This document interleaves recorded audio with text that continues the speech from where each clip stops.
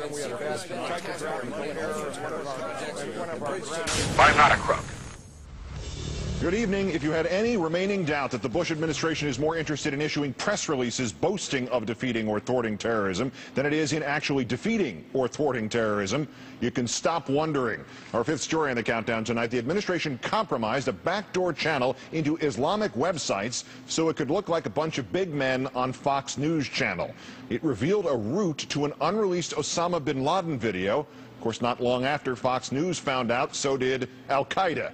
Add the name Site Intelligence Group, SITE, to the long list of counter-terror assets sacrificed to Bush PR efforts. It's the Valerie Plame Wilson list, if you will. The founder of the small privately run intelligence firm telling the Washington Post that it gave two senior White House officials an advanced copy of the latest Osama bin Laden tape on the condition the administration would keep it secret until Al-Qaeda released the tape itself. The logic there impeccable, not to give Al-Qaeda a hint that any counter-terror group had a pipeline into one of its web homes. But within hours, someone in the government had leaked the video and the transcript to Fox News, apparently even telling Fox about the Site Intelligence Group's name. The sensitive data was then leaked to other news organizations, and that, says the Site Group, tipped off Al-Qaeda to the security breach that allowed Site to get the advanced copy of the tape in the first place. Thanks to that, the company adds, quote, techniques that took years to develop are now ineffective and worthless.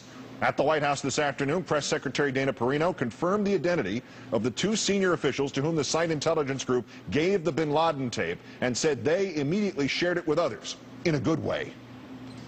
So we did not ask to have that information just solely reviewed at the White House. We immediately turned it over to the National Center for Counterterrorism. That's what Fred Fielding and Joel Bagnall did, the two people who were aware of the link. So if only Mr. Fielding, the White House counsel, and Mr. Bagnall, the deputy assistant to the president for Homeland Security, knew about the bin Laden tape, can Ms. Perino be absolutely certain that neither was the source of the leak? Well, why, yes, she can. My question is, Fielding and Bagnall both knew about the information. You're positive they didn't leak it or take Correct. it further than the DNI's office? You've asked them to NCTC. We asked that the company contact NCTC directly and get that information to them directly. Didn't Ms. Perino start out by saying that Fielding and Bagnall contacted the National Counterterrorism Center about the tape themselves? And if not the NCTC, did they happen to speak with anybody else? I know that they asked for the company that called to contact NCTC directly. I don't know who else they might have called within our government, possibly the DNI's counsel's office, but I'm not positive. I can check. My question is, you're saying they contacted these other places. The company asked them not to. So how do you know that leaks didn't come from Fielding or... Because I've talked to Fred. Okay, that's my question. I've talked to Fred, and what we do is we ask that the call comes in from the company, and then Fred said, we'd like for the federal government to be able to look at this, thank you, but don't send it to me, send it directly to the NCTC, the National Center for Counterterrorism, which is what was taking place here.